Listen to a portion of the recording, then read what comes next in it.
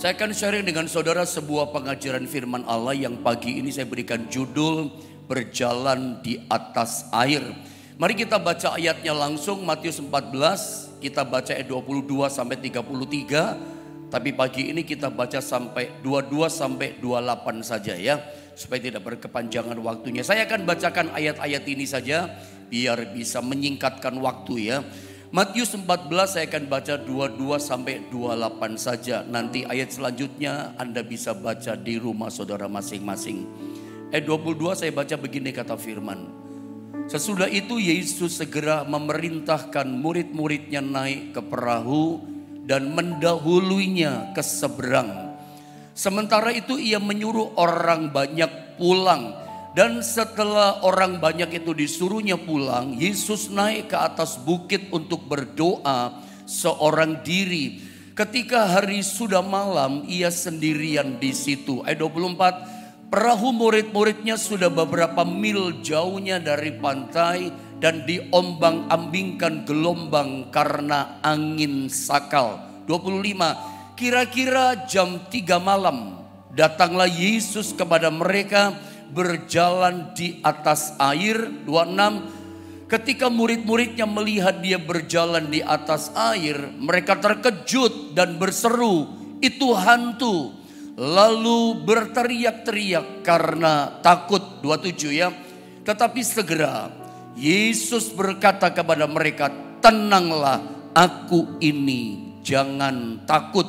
Ayat 28, lalu Petrus berseru dan menjawab dia, Tuhan, apabila engkau itu, suruhlah aku datang kepadamu berjalan di atas air. Mari perhatikan baik-baik gambar berikutnya. Saya mau tunjukkan sama saudara bahwa sesungguhnya peristiwa yang barusan kita baca yang ada dalam Matius 14 ayat 22 sampai 33, peristiwa ini terjadi sesungguhnya setelah mujizat 5 roti dan 2 ikan. Anda bisa baca di rumah, itu Matius 14 ayat 13 sampai 21. Atau kalau mungkin multimedia bisa membantu, ayat 21 itu jelas. Ayat 21 sampai ke atas, perikop itu menceritakan tentang peristiwa Yesus mengadakan mujizat. Kasih makan 5.000 orang laki-laki, belum terhitung perempuan dan anak-anak, dengan 5 ketul roti 2 ekor ikan. Itu ada di ayat 21. Multimedia belum sempat dapat ayatnya. Ini saya baca ya. Yang ikut makan kira-kira 5.000 laki-laki, dikatakan tidak termasuk perempuan dan anak-anak. Jadi jelas saudara ya. Matius 14 ayat 22 sampai 33 tentang Yesus berjalan di atas air. Ini peristiwa ini langsung terjadi setelahnya peristiwa Yesus kasih makan 5.000 laki-laki. Mereka semuanya senang. Mereka semuanya gembira, ngalami mujizat yang besar. Saya suka beri nama, ini mujizat yang gak biasa, ini mujizat yang sangat spektakuler gitu. 5 ketul roti, 2 ekor ikan, dipecah-pecahkan, terjadi pelipat gandaan. Ini mujizat pelipat gandaan. Itu terjadi di depan mata mereka, mereka lihat dan mereka ngalami itu makan mujizat. Mari lihat langsung saya terangkan ayat 22. Kita mulai dari pembacaan ayat awal tadi. Saya baca ya, sesudah itu. Sesudah itu maksudnya apa? Sesudah peristiwa mujizat 5 roti 2 ikan mengenyangkan kira-kira minimal 15.000 orang, termasuk anak-anak dan istri atau wanita yang ada. Sesudah itu, sesudah mujizat spektakuler itu, dikatakan apa? Yesus segera memerintahkan murid-muridnya naik ke perahu dan mendahuluinya. Ini kasus yang berbeda ya. Lalu dikatakan ke seberang, sementara itu dikatakan ia menyuruh orang banyak pulang. Perhatikan kalimat ini. Jadi setelah langsung peristiwa ini ya, setelah langsung mereka mengalami mujizat spektakuler itu, Yesus panggil murid-muridnya, sini kamu Petrus, Yohanes, Yakobus, sama kamu semua murid yang lain. Kamu pergi dahulu mendahului aku ke seberang. Tanpa Yesus. Menurut saya ini kasuistis yang sangat berbeda dengan kasus yang lain. Biasanya Yesus itu ada di depan kita, kita yang di belakang. Biasanya Guru-guru rohani kita di gereja, gembala kita mengajarkan sama kita di gereja, diajarkan tabu buat kita. Kalau kita melakukan sesuatu, kita yang di depan, Yesus yang di belakang. Ada satu lagu, mengikut Yesus keputusanku. Tahu lagu itu saudara? Mengikut Yesus keputusanku. Itu pada bagian kuplet yang kedua. Walau ku sendiri, ku ikut Yesus. Walau ku sendiri, ku ikut Yesus. Meskipun sendiri ikut Yesus, tapi dalam arti Yesus yang di depan kita, kita yang di belakangnya. Makanya selalu di gereja, di mimbar gereja kita diajarkan oleh orang kakak rohani kita, orang tua rohani kita, termasuk orang tua kita mengajarkan tabu loh, nggak boleh mengerjakan sesuatu atau berjalan ikut Yesus, kita di depan, Yesus di belakang. Harus Yesus yang memimpin di depan kita, kita di belakang. Makanya saya ulang, saya tegaskan, ini sebuah kasus yang berbeda. Yesus berkata kepada murid-muridnya, kamu yang pergi duluan sana, pergi sendirian. Apa sih maksudnya di sini? Yesus menyuruh murid-muridnya mendahuluinya ke seberang. Dalam kasus ini, murid-muridnya itu masih baru ikut Yesus. Murid-muridnya baru mengerti hanya tentang berkat, baru tentang mujizat. Mereka hanya tahu tentang namanya keajaiban. Mereka belum pernah praktek iman. Makanya Yesus suruh mereka mendahuluinya sendirian ke seberang. Untuk apa? Yesus sedang tes iman mereka. Yesus sedang menguji untuk mereka bisa praktek iman. Mereka masih baru belajar melangkah dalam praktek iman. Mereka baru tahu tentang berkat, baru lihat mujizat. Makanya jangan merasa aneh, makanya jangan pernah syok, kaget jadi orang Kristen. Baru ngalami mujizat, baru ngalami berkat, baru ngalami kemenangan. Tiba-tiba Tuhan suruh kita praktek iman. Memang begitulah cara Tuhan.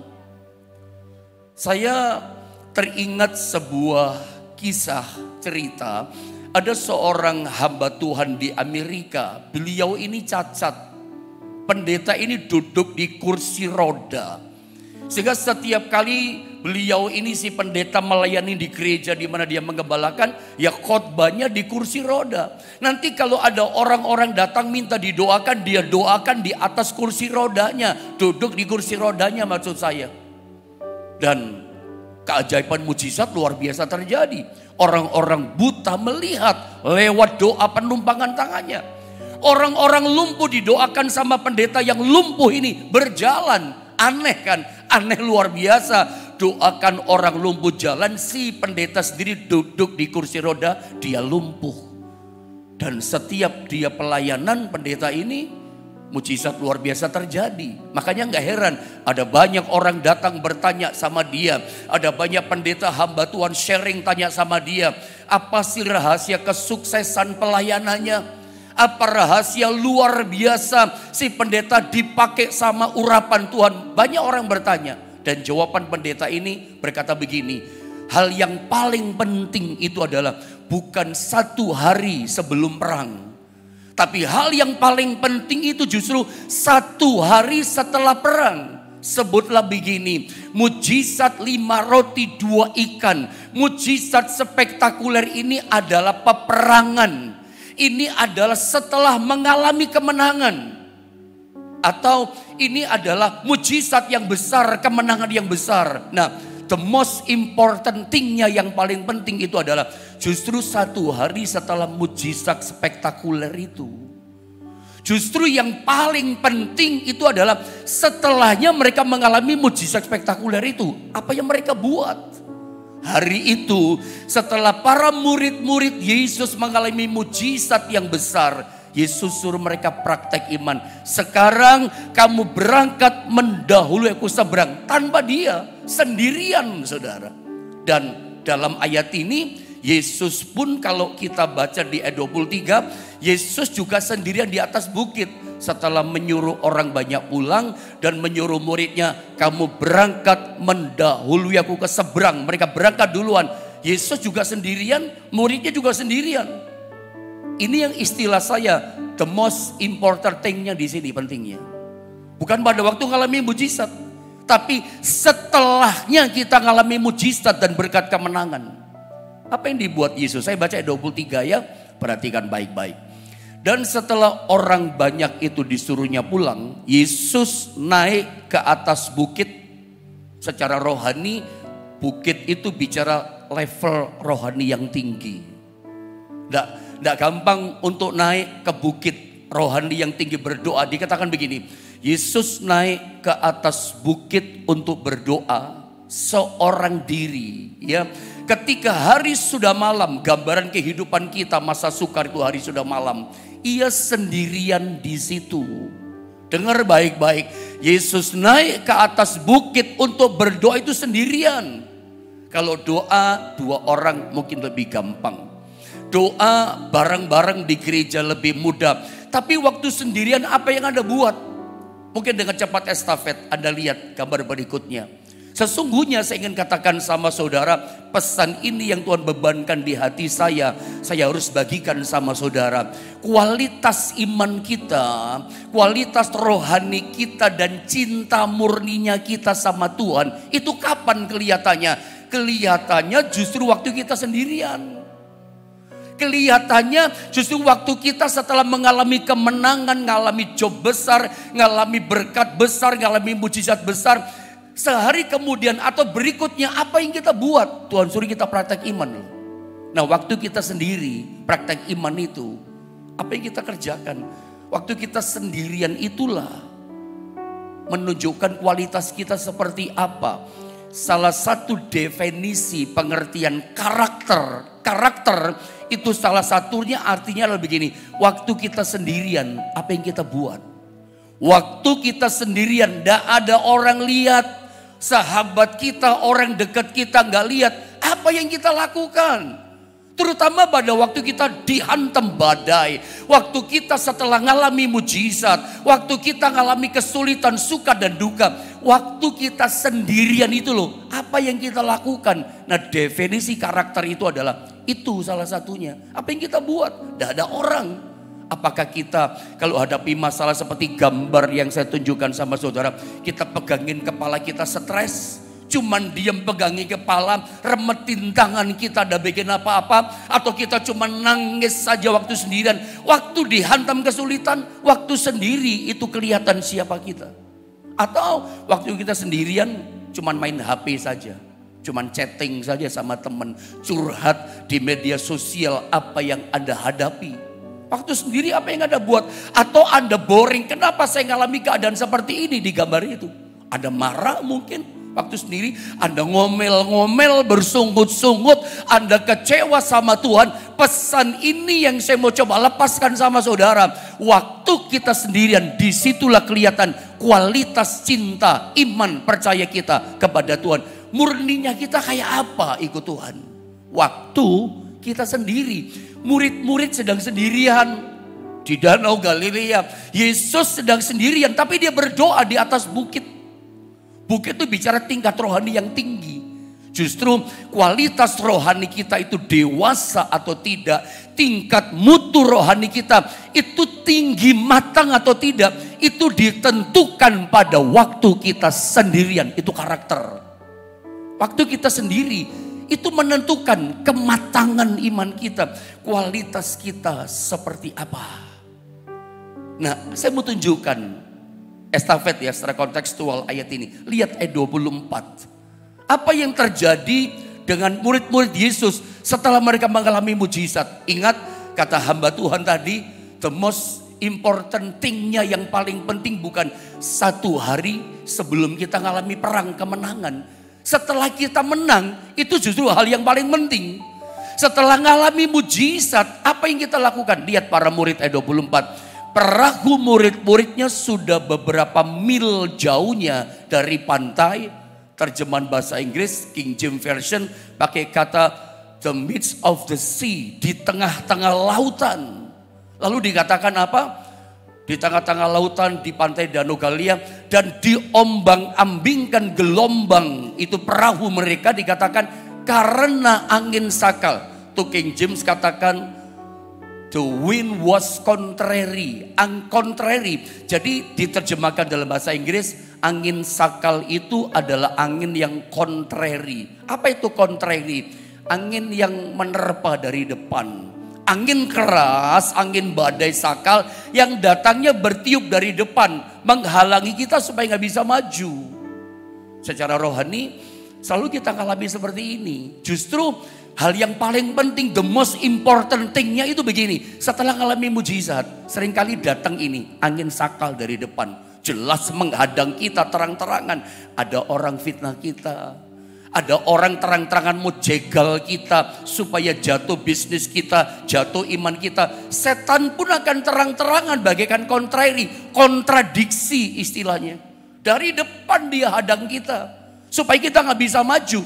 Banyak orang gugur di sini loh. Setelah mengalami kemenangan, setelah menikmati mujizat, menikmati berkat, mengalami pemeliharaan Tuhan, mengalami kasih setia Tuhan. Ternyata banyak orang jatuh terhilang di sini. Kapan? Ketika ada kontradiksi menerpa dia dari depan. Ada sebuah tantangan, fitnahan orang. Atau masalah yang jelas-jelas menerpa mau jatuhkan kita. Nah, sikap kita bagaimana? Karena semua orang, lagi-lagi saya katakan, suka tidak suka akan menghadapi ini. Nah, lihat ya, perahu murid-muridnya itu ada di tengah lautan. Gelombang itu datang persoalan. Jadi ayat ini menggambarkan mereka yang ada di tengah-tengah gelombang, sebutlah seperti lautan tuh Danau Galilea. Lautan Danau Galilea itu seperti masalah yang ada, tantangan yang ada, gelombang yang besar itu tantangan gelombang yang besar. Anginnya datang dari depan, ada gelombang yang besar lagi, saudara. Kalau kita lihat ayat ini, apa yang murid-murid lakukan, yang murid-murid kerjakan dalam ayat ini? Nanti kalau kita ketemu ayat berikutnya, murid-murid ketakutan. Memang perahunya mau hancur. Tapi ada hal yang menarik. Pada ayat 25, Yesus itu datang tolong mereka. Percaya begini ya. Gelombang lautan sebesar apapun, masalah musibah sebesar apapun, itu gak bisa menghalangi Tuhan untuk datang mendekat tolong kita. Kesulitan sebesar apapun gelombangnya, kontrarinya yang menerpa kita, ya angin yang keras, angin badai sakal yang keras, itu gak bisa halangi Tuhan untuk datang tetap mencintai kita, tolong kita. Makanya di ayat 25 dia katakan begini. Saya baca ayat ini, perhatikan baik-baik ya. Dalam ayat ini saya baca begini. Kira-kira dikatakan jam 3 malam. Di Israel itu ada 4 jaga malam. Ada 4 waktu jaga malam. Jaga malam yang pertama, waktu 4 jaga malam yang pertama itu jam 6 sore. Kemudian waktu jaga malam kedua itu jam 9 malam. Lalu jaga yang ketiga, jaga malam yang ketiga itu jam 12 tengah malam. Yang keempat itu jam 3 pagi. Jadi Yesus datang mereka itu pada waktu jam 4 jaga yang terakhir. Dikatakan jam 3 malam datanglah Yesus kepada mereka. Dikatakan berjalan di atas air. Air yang bergelombang besar. Yang mau tenggelamkan perahu murid-murid. Angin sakal yang sedang meniup dengan keras. Yesus gak bisa dihalangi, tetap datang di atas badai menolong mereka. Jadi hari ini percaya Yesus sudah mengatasi setiap badai kita. Di atas badai dia datang. Tidak ada yang bisa menghalangi. Kekuatan setan, kekuatan manusia, kekuatan masalah apapun tidak bisa menghalangi kuasa Tuhan menolong kita. Dia berjalan di atas air. Saya tulis statement di sini begini, ayat 25, tunjukkan gambarnya. Yesus yang menolong para murid berjalan di atas air. Itu arti rohanya gini. Yesus kalau tolong kita, itu jalannya tak terduga. Saya yakin para murid-murid tidak menduga. Mereka tidak berpikir, ini di luar pemikiran mereka. Kok Yesus tolongnya berjalan di atas air? Saudara jangan pernah berpikir Yesus kalau tolong kita itu caranya sama terus. Enggak. Yesus itu istilah saya. Dia punya ribuan banyak cara, bahkan jutaan macam cara dia bisa tolong kita. Dia enggak pernah habis gaya. Dia enggak pernah habis cara. Dia punya cara yang khusus untuk tolong kita. Kita berpikir, aduh bagaimana caranya? Anda nggak perlu tahu. Kalau Anda memang sudah berdoa, menggumuli masalahmu, Anda nggak perlu tanya, nggak perlu tahu bagaimana caranya Tuhan tolong saudara. Yang Anda harus yakin dan percaya di hatimu bahwa Yesus Tuhanku sanggup tolong aku. Yang Anda mesti percaya Yesus sanggup kasih jalan keluar. Anda nggak perlu tahu bagaimana caranya, nggak usah didikte. Anda pun gak bisa paksa Tuhan. Tapi Anda mesti percaya Dia pasti bisa tolong kita. Dan Dia punya cara untuk menyelesaikan masalah kita. Anda lihat di ayat ini. Dia tolongnya dengan cara yang belum pernah terjadi. Belum pernah ada.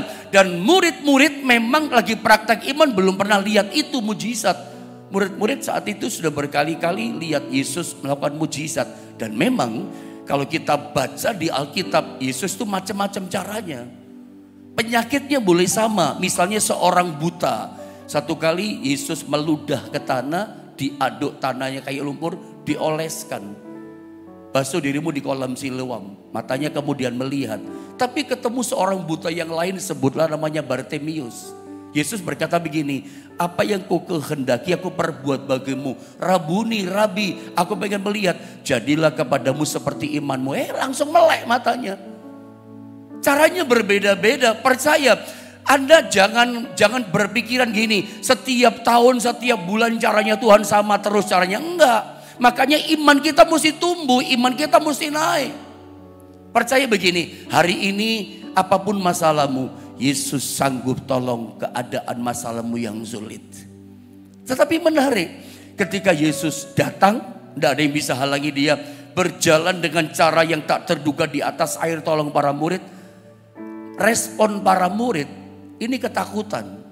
Kalau di ayat yang lain, saya coba tunjukkan dalam versi yang berbeda dalam Markus 6 ayat 48. Ayat sebelumnya Anda baca di rumah saja, saya potong saja ayat 48, saya baca begini. Ketika ia melihat betapa payahnya mereka mendayung karena angin sakal. Yesus tahu murid-murid sudah payah. Karena angin sakal ini angin kontra ini dari depan kan. Dah kuat, perahunya gak maju-maju. Mungkin udah malah muter gak karuan, udah mau hancur. Saya tidak tahu perahu kehidupan saudara mungkin mau hancur. Ini perahu rumah tangga, ini perahu bisnis, perahu bicara ekonomi kita, perahu bisa bicara keuangan kita, perahu bisa bicara hidup kita udah gak kuat nih. Dihantam badai mau pecah ini perahu. Mungkin di rumah tangga kita di ujung tanduk dihantam sama angin. Aduh sudah muter-muter gak karuan. Yesus tahu loh keadaan itu. Alkitab katakan ketika ia melihat. Dia melihat keadaan saudara pagi ini. Jangan dipikir saudara Tuhan gak lihat. Tuhan gak tahu keadaan saudara. Tuhan melihat betapa payahnya. Udah hampir frustasi. Udah hampir putus asa. Mereka mendayung karena angin sakal. Lihat. Maka kira-kira jam 3 malam ia datang kepada mereka. Yesus pasti datang menolong kita. Berjalan di atas air dan dia hendak melewati mereka. Dan perhatikan pada ayat berikutnya, ayat 26. Mungkin ini yang penting jadi respon kita. Ketika murid-muridnya melihat dia berjalan di atas air. Lihat Yesus jalan di atas air. Tak terduga kan di luar pikiran mereka. Bagaimana respon mereka? Mereka terkejut dan berseru. Itu hantu, lalu berteriak-teriak karena takut. Jadi ketika murid-muridnya melihat Yesus yang berjalan di atas air, mereka terkejut. Kenapa terkejut? Mereka tidak menduga gitu loh. Mereka berpikir yang hanya bisa berjalan di atas air itu hanya hantu, hanya setan gitu. Yang bergentayangan. Apalagi tidak punya senter kan, gelap, Yesus pakai jubah putih. Mereka pikir hanya setan, hantu yang bisa bikin begitu. Kadang-kadang kita ini aneh ya, pekerjaan Tuhan, Tuhan yang berkarya kita bilang setan. Pekerjaan setan yang buat kita bilang itu pekerjaan Tuhan, terbalik-balik ya. Gereja Tuhan di akhir zaman kadang gak bisa bedakan, wah ini pekerjaannya Tuhan. Padahal itu pekerjaan setan. Pekerjaan setan dibilang pekerjaan Tuhan. Mereka pada waktu lihat Yesus tolong mereka. Datang melihat mereka dalam keadaan payah. Berjalan di atas badai persoalan yang ada. Mereka berkata itu hantu. Mereka terkejut, mereka ketakutan melihat Yesus. Harusnya kalau kita lihat Tuhan hati kita tenang. Seperti lagu orkestra lama ya. Gimana itu lagunya? Pandang saja kepada Yesus. Tahu lagu itu saudara? Lagu lama ya. Dia yang penuh cinta, pandang saja kepada Yesus. Dia yang berkuasa, pandang saja kepada Yesus. Dengan bersuka kita pandang terus kepada Yesus. Hati terhibur. Harusnya kalau kita lihat Yesus dalam kondisi masalah kita, harusnya kita lihat cintanya Tuhan. Hati kita bersuka, hati kita terhibur, kita lihat kuasanya. Tapi empat-empatnya ini, para murid gak lihat itu. Gak ada sama mereka. Yang ada cuma satu, terkejut dan ketakutan. Ada apa? Karena mereka cuma lihat ini badainya. Yesus yang datang pun gak kelihatan. Yesus yang datang pun gak ada sukacita di hati mereka. Gak terhibur. Saya mau tanya sama saudara, di tengah-tengah masalah badai yang hantam saudara, dari depan mungkin itu contrary, ada berharap yang positif yang datang, negatif yang datang. Ada berharap yang datang itu adalah kebaikan, yang datang malah problem yang berat. Nah, dalam menghadapi problem yang kontradiksi, contrary seperti ini, apa Anda yakin, percaya bahwa Yesus tidak pernah tinggalkan saudara? Yesus pasti datang dan selalu ada dalam hidupmu. Kalau engkau bisa lihat Yesus, pasti bukan ketakutan dalam menghadapi masalah. Kalau engkau lihat Yesus ada dalam hidupmu, ada dalam hidup kita, saya yakin harusnya kita lihat, oh Tuhan cinta aku kok. Harusnya hati kita tetap bersuka cita, bukan dikuasai ketakutan, kesusahan. Harusnya hati kita tetap terhibur karena kita tahu, kita lihat kuasanya ada bersama kita. Tapi empat-empatnya ini tidak ada sama para murid. Kenapa? Yang dilihat perahuku mau hancur. Itu bukan perahu rumah tangga. Itu mungkin perahu itu ekonomi, pekerjaan, bisnis. Apa yang ada pada saudara? Udah mau tenggelam, air sudah masuk, gelombangnya besar, angin sakalnya kencang pendeta. Saya tidak tahu apa masalah saudara. Tapi itu yang terjadi pada murid. Lihat Yesus bukannya terhibur, lihat Yesus bukannya mengalami kuasa, atau lihat cintanya Tuhan dan bersuka. Tapi mereka ketakutan. Karena lihat gelombang yang besar. Tapi Tuhan baik. Meskipun mereka berkata itu hantu, Yesus nggak marah. Sebelum saya lanjutkan ini, coba lihat gambar ini. Saya mau katakan ini sama saudara. Sekali lagi saya katakan, disinilah kualitas iman seorang anak Tuhan. Iman kita itu nampak bukan pada waktu ngalami mujizat 5 roti 2 ikan, tapi pada waktu hadapi gelombang persoalan. Kalau gelombang danau, gelombang lautan sebutlah begitu, itu persoalan yang besar. Ingat, Yesus itu sudah berjalan di atas gelombangnya itu. Dia sebetulnya ketika dia berjalan datang sudah mengatasi masalah kita. Tinggal kita punya iman atau tidak. Tapi saya ulang, Yesus tidak marah ketika mereka berkata itu hantu, itu hantu. Ada yang menarik di ayat 27 yang saya mau coba sampaikan sama saudara. Lihat ayat 27. Tetapi segera Yesus berkata kepada mereka para murid yang ketakutan, perahunya sudah mau hancur. Mereka udah teriak-teriak itu hantu, itu hantu. Mereka udah terjepit, perahunya udah mulai oleng saudara. Yesus berkata begini, bukan marah tapi berkata begini, tenanglah, aku ini, jangan takut. Ketika saya coba cari perbandingan bahasa di terjemahan yang lain, saya ketemukan lagi-lagi dalam terjemahan bahasa Inggris, dalam King James Version, kata tenanglah aku ini jangan takut. Kata tenanglah ternyata disalin dalam versi bahasa Inggris dipakai kata be of good cheer. Be of good cheer ini artinya salah satunya memang adalah tenanglah. Itu seperti seorang bapak yang tepuk-tepuk pundak anaknya karena baru melihat atau mengalami peristiwa yang menakutkan buat dia. Ditepuk-tepuk pundaknya, tenang nak, tenang, ini ada papa, ini ada ayahmu, ada bapakmu, tenang, gak usah takut, ini ada aku. Saya berharap Anda nangkep ini gambaran. Mungkin kita lagi ketakutan pagi ini hadapi gelombang kita yang besar. Mungkin ada di antara saudara sedang cemas, begitu berat kecemasanmu, takutmu begitu besar. Karena kau melihat perahu kehidupanmu sudah mau hancur. Itu mungkin pekerjaan, ekonomi, sudah mau runtuh, udah mau pecah gak kuat. Tapi tiba-tiba Tuhan berkata, be of good cheer, tenang, ini ada aku, tenang. Tuhan yang kasih tenang. Tapi ada hal yang membuat saya sangat diberkati lewat penyingkapan rahasia firman ini. Ternyata be of good cheer dalam terjemahan bahasa Inggris itu artinya yang pertama adalah bergembiralah. Yang kedua bersukacitalah. Yang ketiga tertawalah. Mungkin ada berkata gini, gila apa pendeta? Perahu saya mau hancur. Rumah tangga saya mau runtuh ini.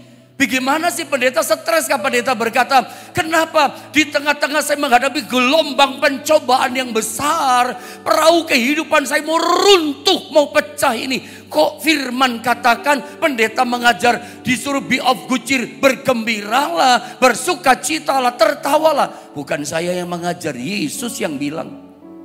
Ini Yesus yang ajar sama saudara. Yesus yang ajar kepada saya dan kepada kita semua. Justru ketika hidup kita mau pecah, perahu kehidupan kita mau runtuh, rasanya begini, sudah payah hidup kita dilihat sama Tuhan. Udah frustasi rasanya, udah putus asa. Ada berpikir udah gak ada jalan. Ada berpikir gimana caranya ya. Ada berpikir sudah kayaknya sudah pasti selesai ini masalah, gak ada jalan keluar. Yesus justru di tengah-tengah payahnya mau pecahnya perahu hidup kita. Yesus berkata, bergembira kamu. Jangan kamu stres, jangan kamu takut, jangan kamu tenggelam dalam kekecewaanmu, putus asamu. Justru berkata, bersukacita kamu, tertawa sukacita kamu. Ini Tuhan yang suruh loh. Kalau Tuhan yang suruh, berarti di balik itu pasti ada kuasa yang besar. Bergembira.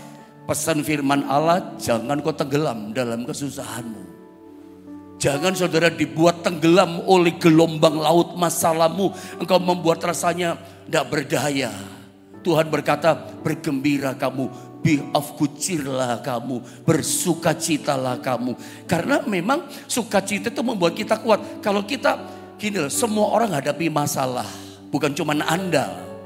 Masalahnya banyak orang, termasuk orang Kristen, pelayan Tuhan, hamba Tuhan, siapapun, ketika dihantam masalah, dia merasa kayak pusat alam semesta. Kayaknya enggak ada orang di dunia ini ngalami masalah kayak aku. Kayaknya saudara merasa hanya saudara sendiri hadapi masalah. Enggak, semua orang di seluruh dunia yang cinta Tuhan juga hadapi masalah. Persoalannya ketika kita hadapi masalah, orang hidup itu semua hadapi masalah. Enggak ada hadapi masalah, bukan cuma kamu hadapi masalah.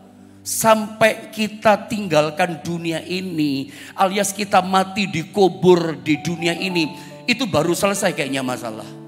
Selama kita bernafas, semua kita tiap hari akan menghadapi masalah. Pilihan kita begini, hadapi masalah dengan susah, dengan sedih, dengan stres, atau kita hadapi masalah ikut kata Tuhan, be of good cheer, tetap bergembira dalam Tuhan, tetap bersuka cita karena kita punya Tuhan. Kita bergembira bukan karena kita punya masalah. Kita bergembira bukan karena kita hadapi gelombang yang besar. Kita bergembira meskipun hadapi gelombang. Bersyukur kita masih punya Tuhan yang datang sanggup tolong kita. Itu maksudnya. Kenapa Anda susah? Kita punya Tuhan. Tertawalah, tersenyumlah hadapi masalahmu. Jangan ditunjukkan raut muka yang rasanya aduh kelipat-lipat susah. Rasanya hidup ini begitu lemas. Bangkitlah imanmu, bergembira, tertawa, be of good cheer lah kata Tuhan. Ini Yesus yang mengajar. Supaya kalau Anda susah, engkau akan lemah. Anda tidak mengalami kekuatan. Waktu Anda bersuka cita, bergembira dalam Tuhan, saya percaya rohmu jadi kuat, imanmu jadi kuat, tubuh kita juga jasmani pasti jadi kuat. Karena kuasa sukacita, kuasa bergembira dalam Tuhan, itu memang hasilnya membuat kita jadi kuat. Roh kita kuat, iman kita kuat, tubuh kita jasmani juga pasti jadi kuat. Kenapa kita jadi lemes? Ya kita gak bersuka cita sih. Kita cuma di kamar, cuma renungi masalah saja. Bersuka cita bagi ini.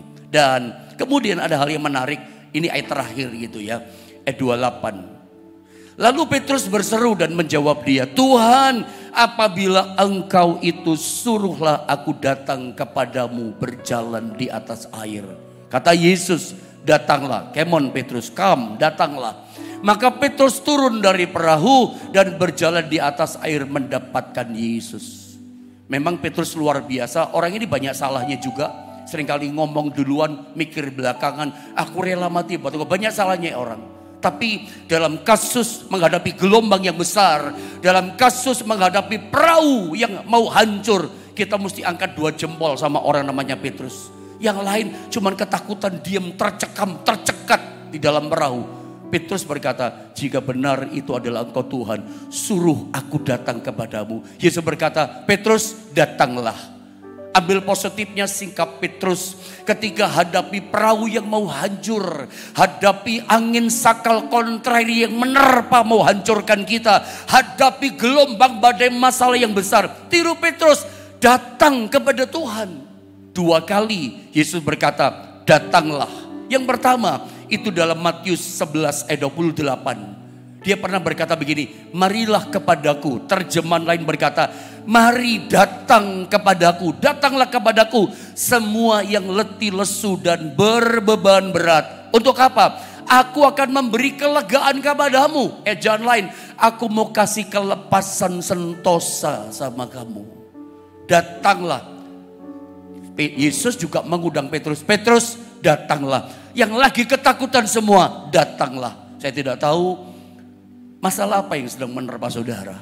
Saya hamba Tuhan, pendeta terbatas. Saya nggak ngerti masing-masing ketakutan yang menerpa perahu kehidupan saudara. Tapi Tuhan berfirman hari ini, bersukacitalah kamu. Be of good cheer-lah kamu. Bersukacitalah kamu. Bagaimana supaya kita bersukacita? Datang kepadaku, kamu yang letih lesu, kamu yang takut. Tuhan mau kasih kelepasan, Tuhan mau kasih sentosa, Tuhan mau kasih kemenangan. Ingat, di balik sukacita, gembira dalam Tuhan, itu ada kekuatan yang luar biasa. Kekuatan untuk apa? Kekuatan tetap datang kepada Tuhan. Seperti Petrus. Yang lain cuma tercekat, diam bengong. Petrus bisa melangkah datang karena perkataan, datanglah Petrus. Come on, Peter datang. Dia melangkah. Hari ini kesempatan indah buat kita datang sama Tuhan. Tuhan tolong setiap kita. Tuhan yang tahu setiap kehidupan kita. Mari kita sama-sama berdoa.